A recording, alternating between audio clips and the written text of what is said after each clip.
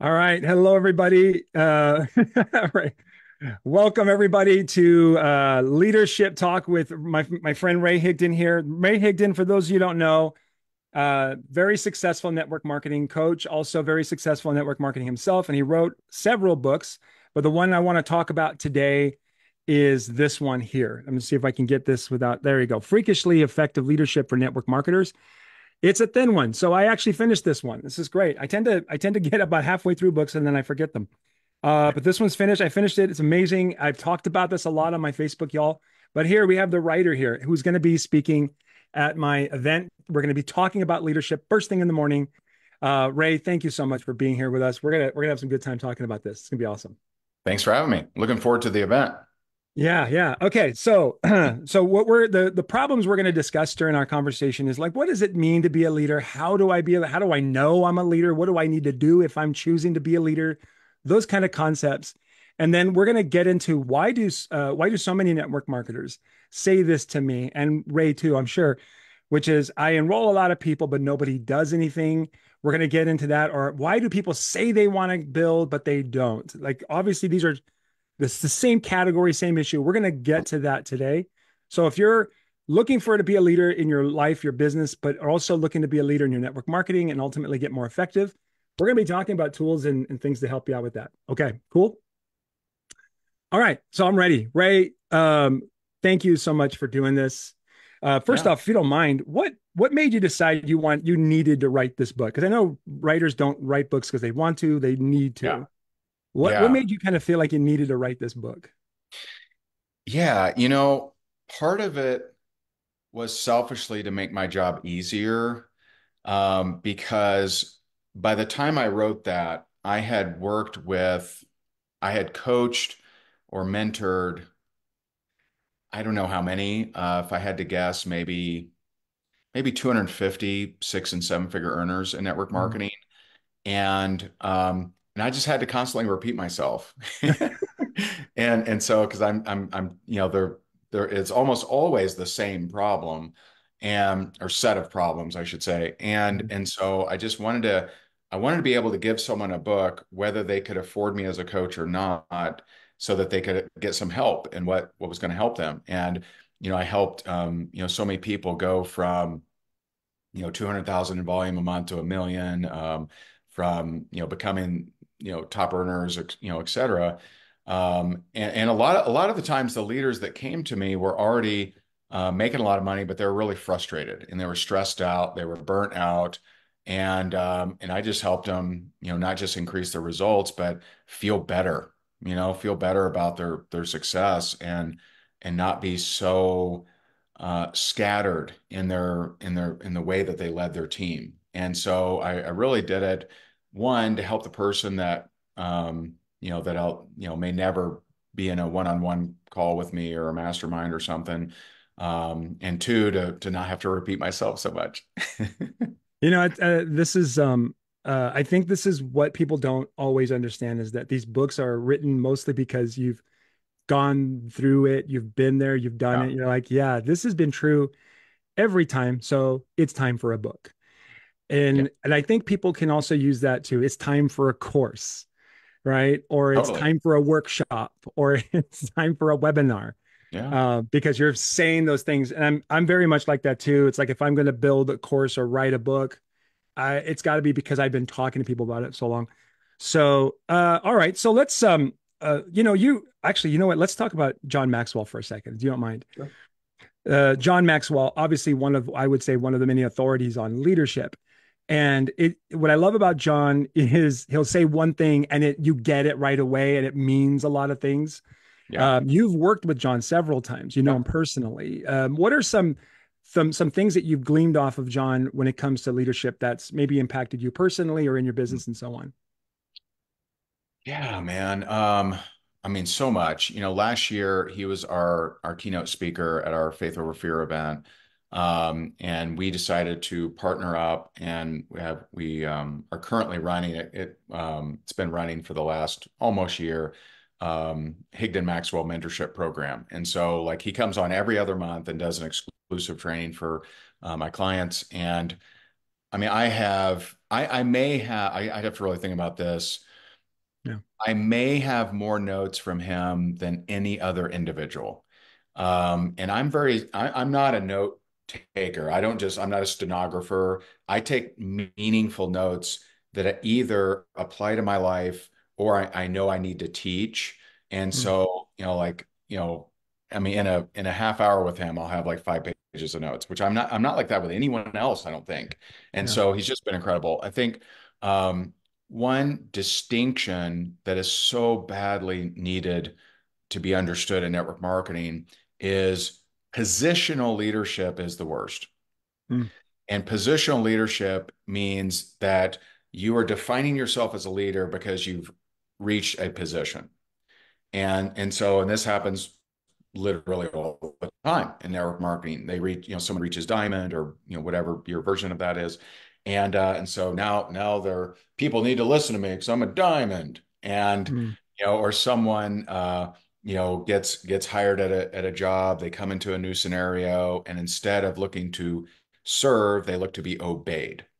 And there's a lot of leaders I've met over the years that Yeah. had done the work to get to a certain level, and they reached the very tip of their insecurity. And so they reach this level of, it could be 100,000 a year or 500,000 or whatever it is, but they reach the tip of their insecurity. And now they aren't sure they're worthy of the position that they're at. So they operate out of fear. And so that kind of leader usually seeks control more than production. So they seek, how do I get these people doing what I tell them to do, versus how do I serve them?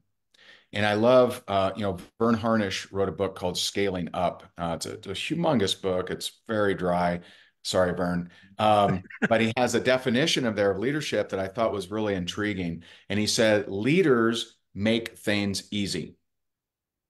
Leaders make things. And so at first that challenged me. I'm like, no, we're supposed to be the model. And, we're the example. And it's like, well, if you do all that, but you don't make it easy, are you really a leader? And Mm. so there's so many things I learned from John and so many others. I mean, I would consider John the number one authority on leadership, and just been blessed to spend some real nice quality time with him, and he's great for sure. That's awesome. And what a blessing to be able to Yeah, do lots of things with a man like that. Well, Ray, I'm grateful that you're here because I kind of I look at you in the same manner. It's like this is awesome that I get to talk with you about leadership.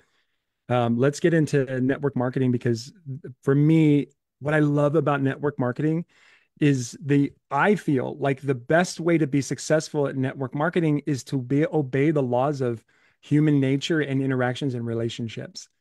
Especially as I was going through your book and we're talking, and there was a problem very early on in the book, and I'm suddenly forgetting it's a formula, and I'm forgetting the name of it off the top of my head. You probably I have it highlighted. Look at me, the Thompson rule, yeah, right? So we'll get to that in a minute. But the main problem is, and leaders I know are watching this right now. Eddie, just ask Ray, how do I get my people to do more things?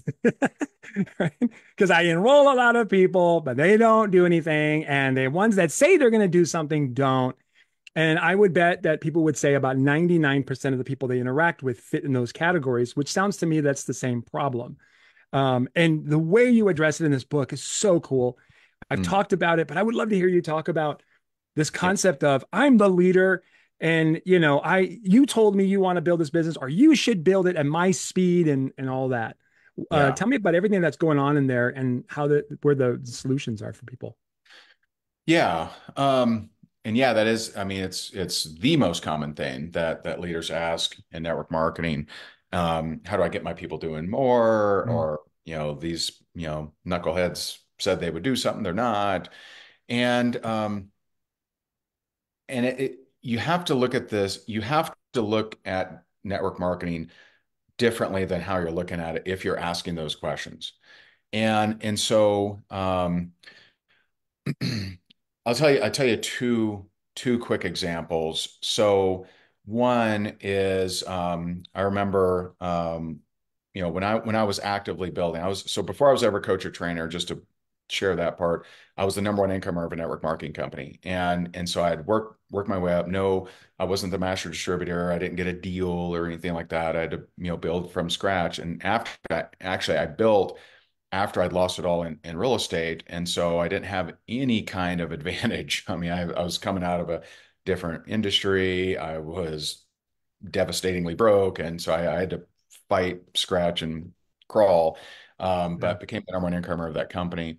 And so it was very clear to me that some people are going to do something, some people weren't. Some were going to do something their first month, some might not for a year. It was just very clear to me that people have different levels of desire and different seasons and different timing. That was just very clear.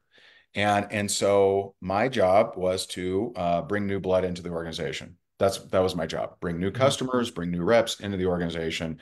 And that was very clear on me. Provide a path and a blueprint for those who wanted to make it happen, but not be addicted to everyone making it happen because I just didn't believe that would ever happen. And so it was just very clear. And so I just kept recruiting. So here I am at like I'm entering month 5, and I had recruited maybe 40, let's just say 45 people. Okay. So I've recruited 45 people, Mhm. month 5, and I had about 34 left. This doesn't sound like someone you should learn leadership from, right? You're like, okay, let me tune out immediately. Yeah. But what happened next was pretty interesting is just because of my consistency, eventually you find a ringer. And so I got a guy, he actually saw my video on YouTube, reached out to me. This was 2009. And long story short, he becomes my number one producer in my company, brings in 290 people personally in the next 90 days, and just off to the races, becomes my top guy.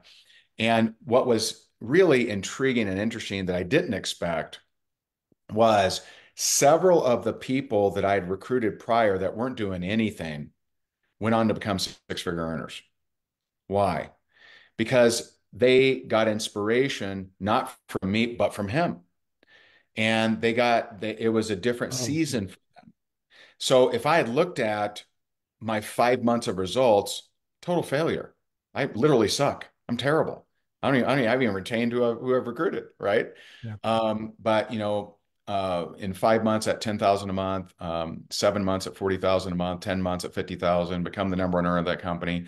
And so that's that's one story. Another story, I remember, um, working with a guy, and in this company, when you hit the top rank, they gave you a new line to build from scratch, right? That's just, some companies have that kind of Cool. feature. And so I was talking to him one day, and he's already $1 million earner, and he's building this new line. And I'm like, hey, how's it going? He goes, I'm fired up, man. I'm excited. I'm like, oh yeah? He goes, yeah, I'm up to 60 personals and none of them are doing anything. And I'm like, okay, uh, why are you excited? He goes, because it's just math, right? Like this thing's about to explode. But see, most people would look at 60 personals, no production, and think I'm a complete loser. Oh, that's You know, very common. I'm, Oh, yeah, I'm the absolutely. worst Oh, leader. way earlier than that, even now. Yeah, way earlier. You're right. Hmm. You're 100% right. Yeah. And so there's a couple things you need to look at to more properly look at this situation. And one is um, it isn't how fast someone gets a check, despite what some people teach. It is how it's the longer you can keep them around the campfire, the more likely they'll catch a spark. Yeah. And so the longer you can keep them around the campfire, number one, the more likely they'll catch a spark. Someone will inspire them, maybe not you. And that's okay. That's where you need to let go of your control issues and say, A hey, little. I'm okay if someone else motivates or inspires them. All right. Yeah. And number two, the longer you keep them around the campfire, the more likely life will nudge them toward the campfire, either through a job loss or a spouse, loses their job or downsizing or pandemic or quarantine or whatever, right? And so your job is to create a great culture that increases the chances of them sticking around the campfire. And I had heard that term thrown around, my whole career, and I never heard really a definition of it that I thought was appropriate or was even close to what I thought it should be. And so there in that book there's only one word that I've changed. Only one word. And that is I've changed one word in the definition of culture. And so the definition of culture in network marketing is allowing people to feel good regardless of their level of desire or level of result. So if I can come into a company, not produce, not prospect, not show up on the trainings, not go to the conventions, not do anything, and still feel welcomed and appreciated, then you have good culture. If I can come into a company and say, hey, I want to rock and roll, I want to be a top earner, and I'm point guided and directed, to do that, great. But most leaders, it's like I remember I coached an insurance team once, and well, I've coached a few insurance guys, but I coached this little insurance team, and there was like, I don't know, maybe five of them or eight of them or something like that. And I changed their scripts, and they added $40,000 a month, or I'm sorry, $42,000 a week in sales.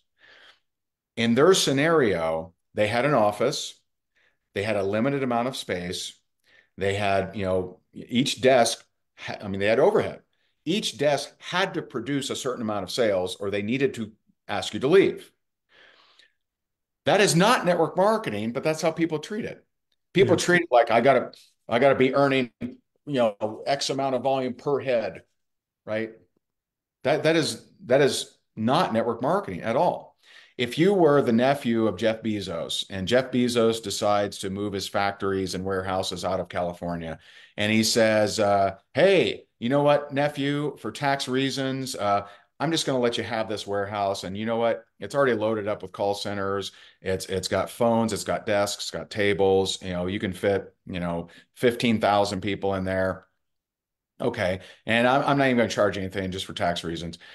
How hard would you be on each person and their sales if you had no overhead?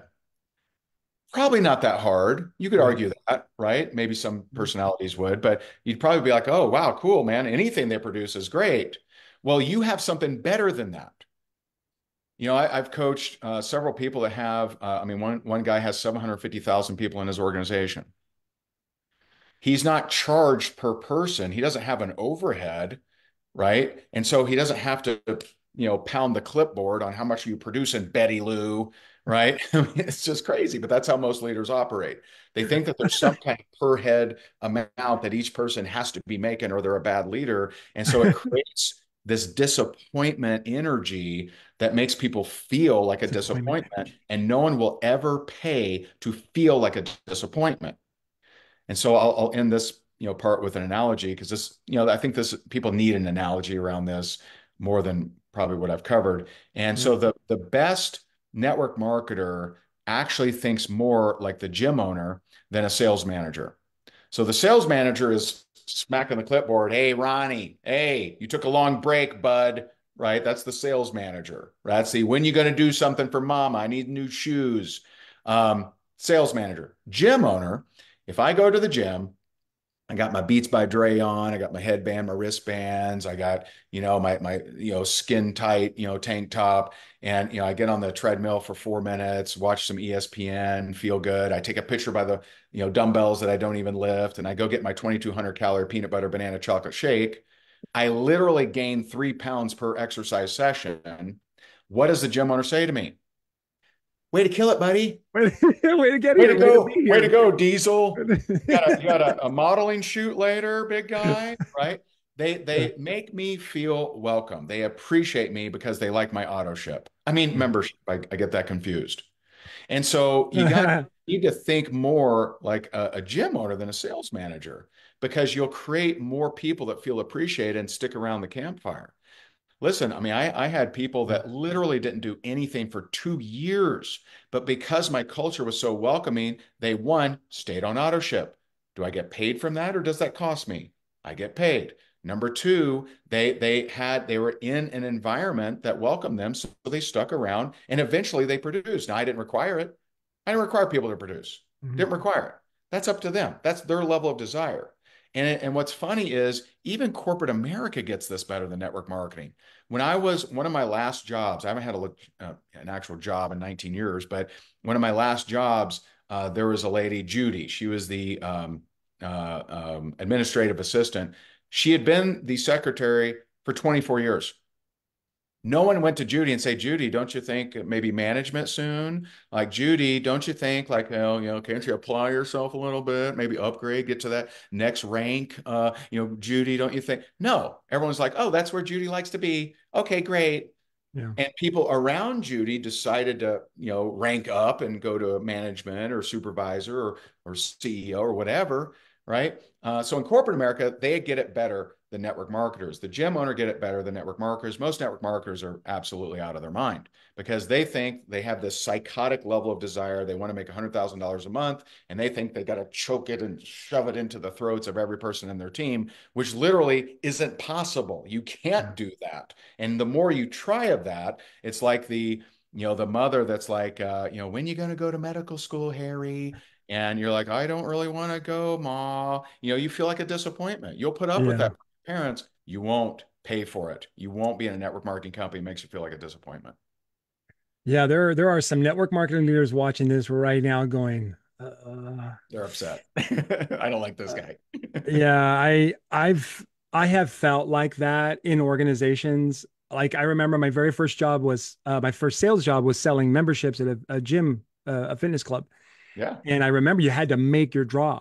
And absolutely. I would Sales walk job. in, Yeah, yeah, I would walk in going, okay, am I making my draw? Then I feel welcome. If I'm not making my draw, I feel like I'm invading. I feel like I am not welcomed here, that's right. but I have to be in there to earn my welcome every day. Now, would Uh, you yeah. pay? Think about this. Would you pay for that feeling? Would you Well, pay I'm giving 30 them bucks a money month? to feel that way. Would you pay 50 bucks a month to feel like, I hope I'm welcome here. I hope I don't disappoint Eddie. No, you wouldn't Right. pay. You'd be out of there lickety split. So as Yeah. soon as you have that kind of energy, people want to get the hell out of there. Yeah, and so it's not really weird that people like what they say leave the company. What they're really doing is I feel like what they're doing is they're leaving your circle. They're leaving your culture. It's interesting how the upline gets saddled with the reputation of the company. In other words, my upline sucks, so that means the company sucks. It's kind of like that, you Sure. know. Yeah. It's an interesting weight, but okay. So we're talking about this concept of the campfire, and what I learned from this book. Y'all get this freaking book; it's so cool. The steps in here are so easy to follow. But we're talking about this campfire, and you're saying that keep them around the campfire, nice and warm. Keep that campfire stoked and hot because people's circumstances change. They don't change, but their circumstances change, and that suddenly leads them to change their activities. Yeah. Suddenly, they need more money. Suddenly, Right. they need something to belong to, or whatever. What I'd like to get from you is some specifics on this campfire, which I love this analogy so Yeah. much because like I feel like I it's my job as the leader to be the fire of the campfire. And I think one of the reasons why leaders get frustrated is because no one else is starting their own campfire, essentially, is what I'm thinking. Yeah. But when we're looking at a good campfire, what are some things that happen that are effective in a good campfire that really sets people up so when their circumstances are ready, they come to the fire to start their own fire? Do you know what I mean? Yeah. So one is, does the leader only care about production? And I can tell this in 60 seconds. Get me into your group. And if I look at your posts and it's all, here are some scripts. Here's how to follow up. Here's the comp plan. Here's our 90-day tracker. If it's all business, then most people aren't going to feel like you care unless they're in the gym selling memberships, making their draw, right? Yeah. And so you want like for me, we did bubble soccer, we did barbecues, we did pool parties, we did costume part, we did we had fun things, and it wasn't by rank. Hey, come to my barbecue if you're a diamond. you other Come to the scumbags. Diamond Barbecue. Okay. And so it is, welcome. Okay. And so part of it, well, the first layer is culture. Okay. And part of that layer is your language. So and the reason I know most of this stuff is because I made every mistake. I really did. I remember I was on a training call. This is, before I understood this kind of stuff. And I remember being on a training call and I said, if you're not prospecting 10 people a day, what's wrong with you? And all of a sudden, Martha just disappeared. She didn't return my calls anymore. All of a Weird. sudden, Larry was toast. All of a sudden, people are disappearing. But what was funny is we fall into the trap of high desire people, because all my high desire people were like, yeah, bro. Oh, that was fire, bro, man. Oh, man. Oh, man, you were spitting, bro. Right. And so you were like, yeah, yeah, I was, huh? Woo. Right. But 95% of your organization feels alienated. They feel like you don't give a crap about them. They're dead to you. They're the pudgy, people at the gym you make fun of, Oh, right? You the only like last the to get six pack picked. Yeah. abs people, the rip people, the diesels, and so Oh, I've made all those mistakes. I mean, I remember I had this amazing rep. He was incredible. And he joined and he was just like, where are you presenting? This is back when I did, offline presentations and stuff. And so, every month he's recruiting 5 or 10 people. Every month he's just wherever I would go, he was there with guests. I'd go there with guests, there with guests. And so about the, I don't know, maybe third month of him constantly producing really well, I had the brilliant idea. I'm like, you know what? He's seen a lot of my presentations. He can do the presentation. And so I message him one day and I'm just like, hey man, I'm not gonna be able to make the presentation, but dude, you run with it. You've seen me do it a whole bunch of times. He's like, I don't want to do that. I'm like, you got this, buddy. Come on, bro. This is yeah. man up time. You got this, big guy. It's been 14 years. I still haven't heard back from him. Disappeared. 14 years. I'm not joking. He quit the team. He never responded to me ever again. And that's because I thought wisdom was to push him out of the nest. And so Oh, now the problem is sometimes that works, right? Sometimes it works, right? Pushing people out of the nest, sometimes it works. I'm not saying it doesn't. But for you to assume someone's level of desire, you got a problem in your leadership. And so it's, the culture is having language like if. Hey guys, we're about to start this team training, and if you're here and you just love the products and you're just using the products and you're not really ready to build a business, we love you. We appreciate you. Thank you for being a part. Feel free to participate in what we're about to cover. We are going to cover how to build a business, and so if you're oh, interested in that, please stick around. How different is that than most trainings? Hey, today I'm going to show you how to be a rock star, right? And so it leaves no room for, hey, well, am I welcome, or do you guys like me, or and so it's just crazy. I've heard so many stories of people that would like go to an event and they're excited to meet their hero, they're excited to meet Eddie, they're excited to meet whoever, and they go to sit with Brittany, or they go to sit with Dottie, or they go to sit with the top earner, and the top earner says, what rank are you? oh, And they're like, oh, I mean, I've been in a little bit, I haven't really, well, this is only for golds. This table's only for golds. yeah. And Okay. so then they quit. Then they get the hell out of there. You think that might motivate them. Most people, that doesn't motivate them. All it does is put them right back in where they were disappointing to their parents when they weren't enough for their parents, and they won't pay for that, you know? And so you gotta think about that person. So now on the flip side, who everyone focuses on is the high desire person. Everyone, that's who needs the least. You could give me bad instructions, I'll become a top earner. You could give me no attention, I'll become a top earner. And so the high desire people actually require the least. They'll run through a brick wall, even if your onboarding system sucks. Even if everything around you sucks, the high desire person will run through a brick wall. But that's where all leaders focus, most leaders focus their efforts. They're talking to people who are high desire, which is only 5% of your organization. Okay. How are we doing? So good. I'm looking at the comments right now on Facebook, and you are touching people right now. Like, so just so you understand my audience a little bit, one of the things I like to teach people how to do is to use an assessment to find out what is their heart's desire, like you're talking about. And there's a group of people when they take the assessment, they have a lot of what's called relationship building strengths, which is really means they have a lot of relationship building desires, right? And so, like, for example, a friend of mine, her name is Dondra. She says, my relationship building desires are so happy right now. Erin says, this is blowing my mind. I love it. I don't ever feel like I don't belong. Don't ever feel like I don't belong because I don't give the results others want.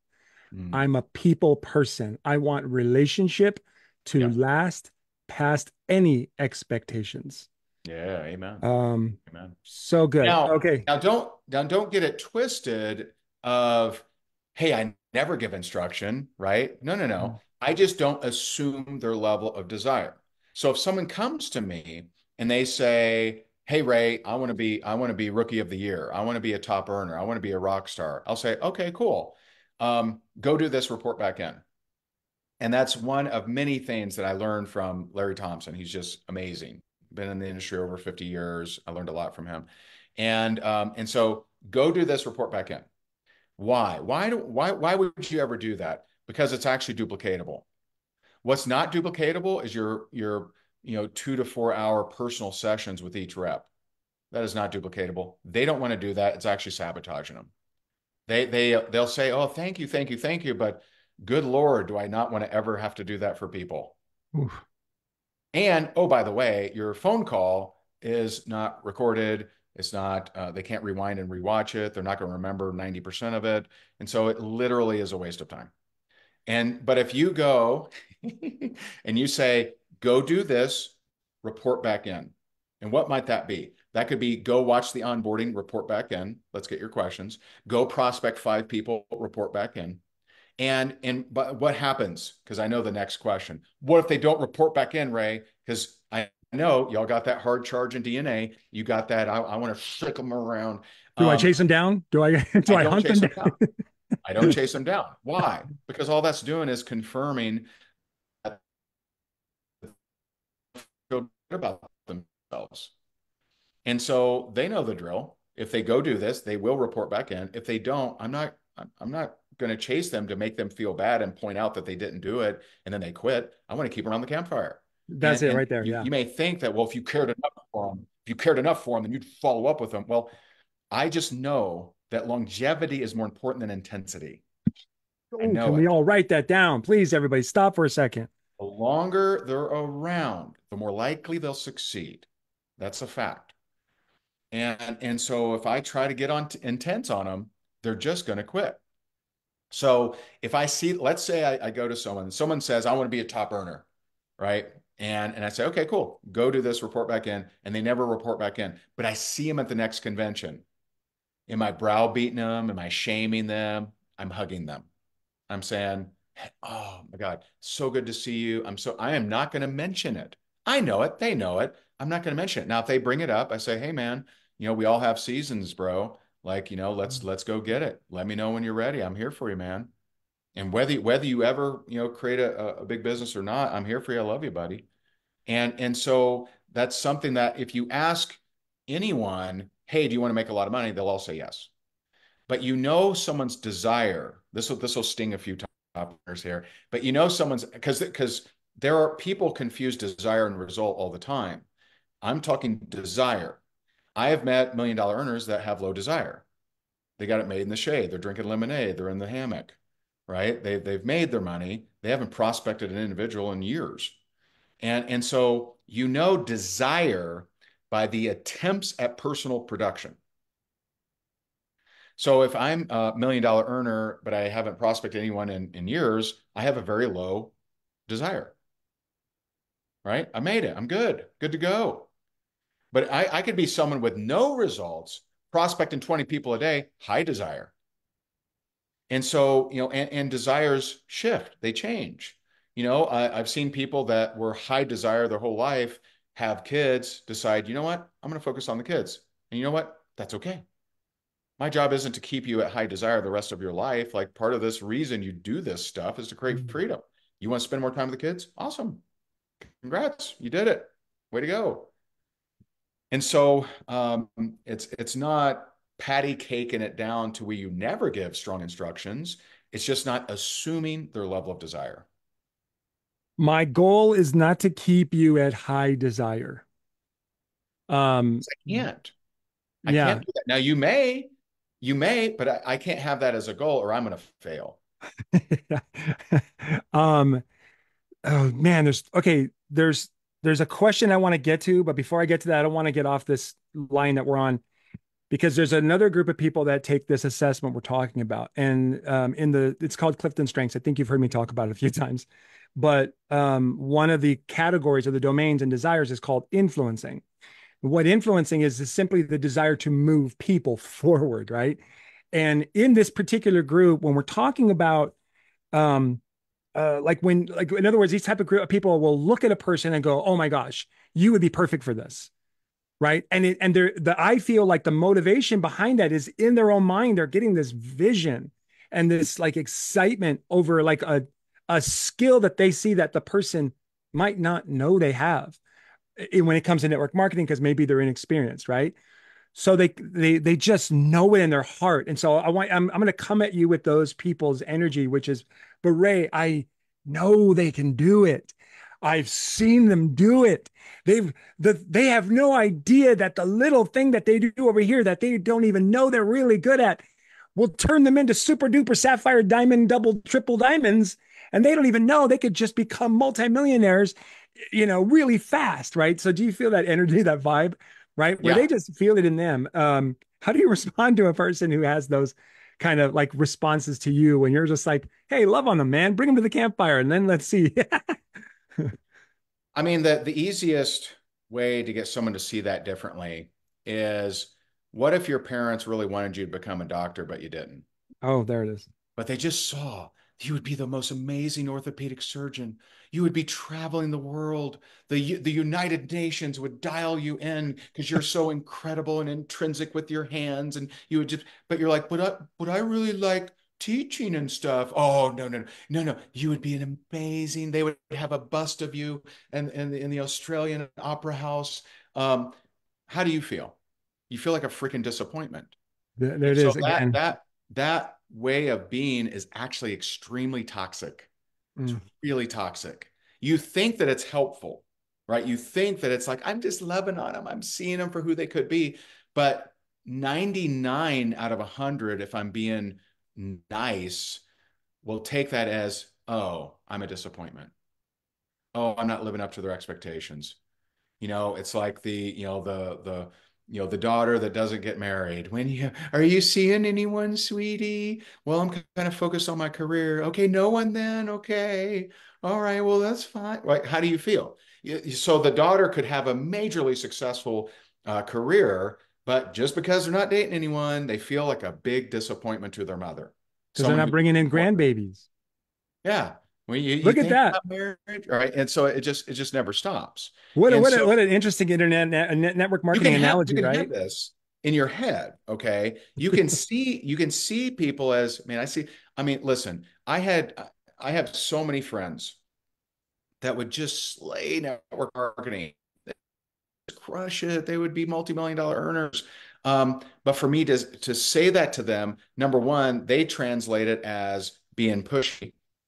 Okay. And number two, it translates that, oh, I guess I'm not good enough. I guess I'm a disappointment. I guess, like, I guess what I do isn't important. And so it's just, you can have it in your head, right? See your people as successful, but for you to say that to them and voice that to them, it's not honoring of them. It's not helpful. It's actually toxic. I guess what I'm doing is not important.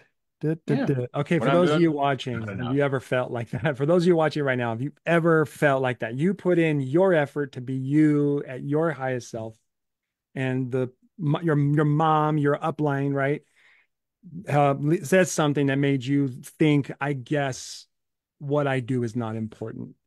And by the way, this whole discussion, by the Mhm. way, is actually biblical. I'll give you one verse. I Bring mean, it, bring it, brother, bring it. there's a I whole want to bunch hear of it. verses, but I'll give you one verse that I absolutely believe applies to exactly what we're talking about. And that's John 6:37. All those the Father gives me will come to me, and whoever comes to me, I will never drive away. So if you look at every person in your organization, God allowed to be in your organization, we are to never drive them away. We're not to insult them, make them feel less than, make them feel like disappointments.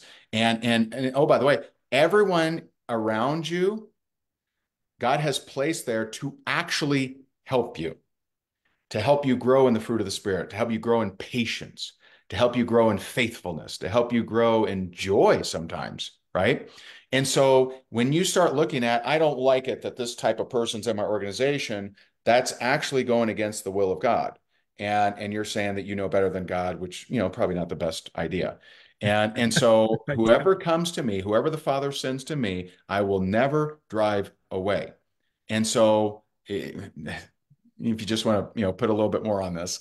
Yeah, well, it's like parenting. You have children. You Yep. see their kids, and you're like, kid, you were put here to test me, to challenge me, Oh, to help me. yes. Amen. We see this again in strengths as well. Like the high level influencer, the get in front of everybody. Has children who are like, I want nothing to do with that. You know what I mean? Right. That's right. I have a few of those. So, all right. This has been awesome so far. For those of you watching, all right, what are y'all getting? You liking this? I'm seeing a lot of great comments. We're getting a lot of engagement here. Y'all get tickets. You're going to be hanging out with Ray. We're going to be talking about step-by-step actionable items to grow as a leader in your network marketing business and build that campfire. I want to take it to another thing. I want to ask you a really cool question. And you've been doing this a long time. You've been on it from the successful end of doing it yourself, and you're also in a very good place where you're teaching it to others, which means that those that want it obviously are duplicating what you're teaching. Yeah. So I want everybody to understand that, like, those are two different muscles. This is one of the reasons why, like, Magic Johnson was not a great coach, Mm. right? It's a different muscle to be a good performer and to be a good teacher of performance, right? Yeah. So you all have to understand how hard it is to be good at both of those. And Ray has done it. And here's proof. You've got a company, the Higdon Group, that had a great, acknowledgement, a great award, which was being, and I'm forgetting the words. Um, the Forbes list. What was the Inc. 5000, one of the fastest growing companies. Yeah. Yeah, y'all, like, that means that's teaching. That's being a great teacher, which is what I think a great leader does too. So here's my question, my long Yeah. way of getting to this. My question is, out of all the years you've doing this, what is one thing that we are either getting taught or we're learning early in our network marketing business that ultimately makes success nearly impossible? Um, Man, if I had to boil it down to one, I mean, honestly, I think it's culture. I really do. I've had people say, I have great culture. I just have a retention problem. I'm like, hmm, that's not possible. And like if you have a retention problem, that's indicative of culture. Now, I've heard that from multiple people. This wasn't a one-off, right? Multiple people say, "Oh, we have great culture. Everyone loves the group, but man, our retention sucks."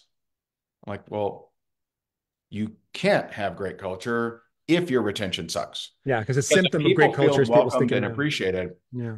they will stick around. I mean, I've met people that have been in network marketing for 30 years, have never made any real money at all, but they love it. They would never leave. If you shut them down, they would build a tunnel to their next door neighbor's house and get the product shipped in from there, right? And so a lot of times, high desire people think that the only trick in the bag is commission. That's not why a lot of people stay. That's not your only benefit. Relationships, as some of your people have said, relationships, self-development. Some people just love network marketing for the self-development, and they go and produce in their own job or they go and produce in their own company. I've had lots of people that were in my team that produced in construction or real estate or insurance or some other thing, and they may not have ever really blown it up with, in my team. But if I had to pick one thing, I'd say culture. And as far as what you were saying, and thank you for the acknowledgement. For me, the thing that I like to share more is, we launched our Rank Makers group in 2017, and we started tracking in 2018. And since 2018, we've helped network marketers bring in over 300,000 new customers, 71,000 new reps, and achieve 14,000 rank advances. And so like that means we're not just really good at the show, right? It means that we're really helping people in whatever company they're in. And so I'm very, very grateful to network marketing. I see it as the lowest risk, lowest overhead way for the average ordinary person to start a business. I came at network marketing. I limped into network marketing because I got, my butt handed to me in real estate. I was $1 million in debt, foreclosure, and real estate or I'm sorry, network marketing just completely changed my life, and I'm just so grateful for it. Yeah, this is for me, I would say the same. What people it can be difficult to explain to someone new is how much of a personal impact this business has when you're choosing to obey the laws of what leads to success. Hmm. Right. And this culture piece you're talking about is it's not just about being a successful network marketer. It's about being a good human being, a good Yep. steward of those who have been you've been gifted with.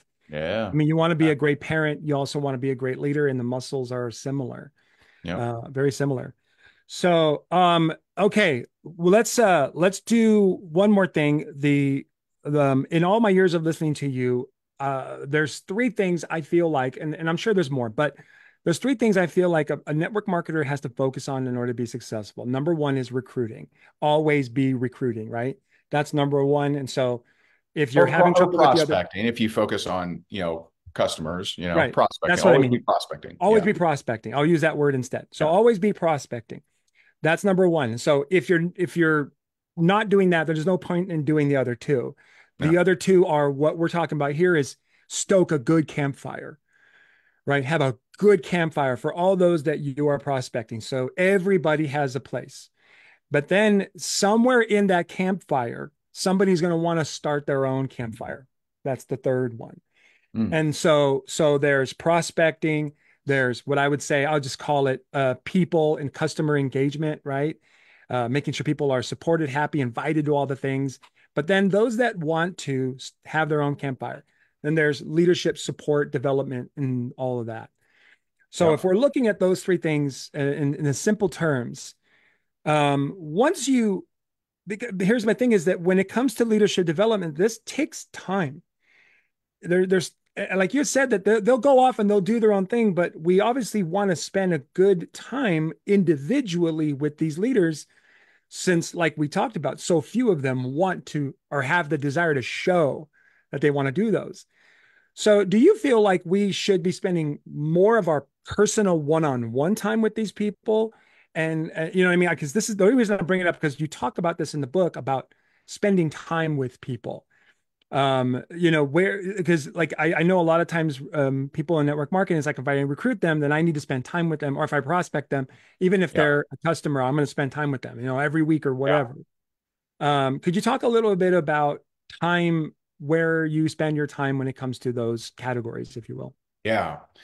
Yeah. It's a big, big topic. So a rule is whatever you do for your team, they think they have to do.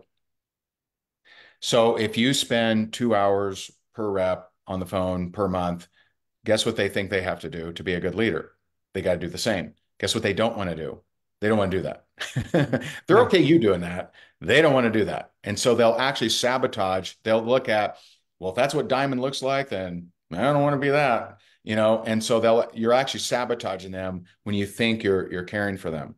And this Mm. is, network marketing is so unique. This just isn't true of other industries. If I'm, you know, um, the owner of a brokerage or something, spending time with the realtor is a good idea, unless I'm trying to groom them into being another broker at another location or something. Then I gotta manage what does that look like.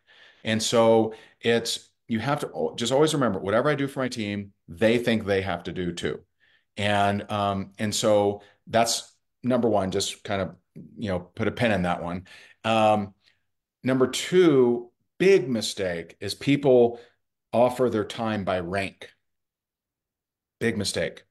And this, I would say the worst mistake a leader can make is to operate by rank.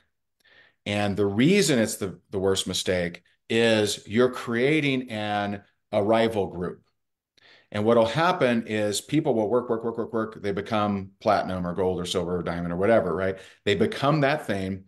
Now they're led into the inner circle group, and it's no longer based on achieving anything, just maintaining a certain thing. And so when Mhm. people aren't after a new thing, they start to mildew, they start to get toxic, they start to complain, they start to lean on their past successes, they start to, notice that there's some young whippersnapper doing it different, I don't like it, right? And so what happens with Good point. companies, and companies do this too, leaders probably do it worse, but companies do this too, where they'll have, hey, we have our diamond only group. And Mm. half of them reached diamond years ago. They haven't personally produced anything in a long time. And so here you are managing the opinions of people not in the field any longer, right? I mean, they're in the field, but Wow. they're not Yeah. really. And so this, I'm not saying to take their commission. I would never say that. But you don't need the opinion of someone who hasn't personally produced in a long time or even attempted personal production. And so what you want to do, which is it's funny because it's trickier, but it's actually easier, is when you want to do something, you try your best to do everything by personal production. And it doesn't have to be big personal production, but it could be, hey, those of you at any rank that bring in two new customers or two new reps this month, you're going to get on a special leadership interview with Ray. That's open to any, and if you're a super mega diamond and you didn't bring in two, can't come. It's not by rank, by Mhm. production. And so that will, because if you're speaking to people in motion, your life is so much easier. If you're speaking to people that are attempting personal production, your life is so much easier. It's very difficult to take Grandpa Smurf, who made their money and is still making a lot of money, haven't prospected anyone in years, and make that a productive conversation. It's usually just going to be a gripe session. It's usually just going to be what's wrong, or I don't like this new Yeah. thing you guys are doing. And so you got to be really careful with arrival groups, and you want to be careful with your personal time. Now, if you're spending time with reps outside, you're not even talking business, you're just hanging out, you're doing barbecues or pool parties or whatever, fine, do it, right? They most likely won't see that as a requirement to reach your status, and that's fine. But if it's spent, if you have a mandatory, this is the time, then they think they have to do that and they don't want to do that. So you're actually sabotage them. And so it's better for you to manage them by go do this, report back in. Why? Because they can do that. They can have 1,000 people in their organization and tell each one of them, go do this, report back in. Anyone could do that. But what you can't do is spend an hour on the phone with each of these people. Awesome. Okay. Well, this has been fabulous. I have lots of notes here. Obviously, we're going to be talking, I'll be talking about a little bit more about these things as we go. For those of you watching right now, here's the book, Freakishly Effective Leadership for Network Marketers. It's got several other books, y'all, I've been talking I about. do have a brand new And one, if I can yeah, share. I have let's talk about that. the faith-driven network marketer came out last month. And so a lot of people are really digging it. Yeah, this is great. And thank you for mentioning that. I did want to Yeah. ask you if you want to plug one more. And the y'all, September 17th, Ray is going to be On. talking about leadership at our live event on September 17th. You can watch it on live stream, or my suggestion is you come live, come hang out. You're going to get pictures with Ray. We're going to talk about these things. And one of the things I can say right now, I know we're all going to want to know is what are some things that I can say, here, go do this, right? We'll get that at the live event. Sure. What are the things that need to be in my campfire in order to make sure it's really doing the things that helps create more culture? we're going to be talking about that. So measurable, tangible things to do. Ray, thank you so much for Yeah. this hour-long dive into this. I love this, so I appreciate you so much. Yeah. Thanks for Um, having me. I'm excited for the event. It's going to be awesome. all right, everybody. So let us know what your takeaways are from this. Share this video, tag your friends, tag your business people on here, help them understand this is the culture we want to build. And we'll see you all on the next Facebook Live with Ray and all the other people. Have a wonderful day. We'll see you all. All right. And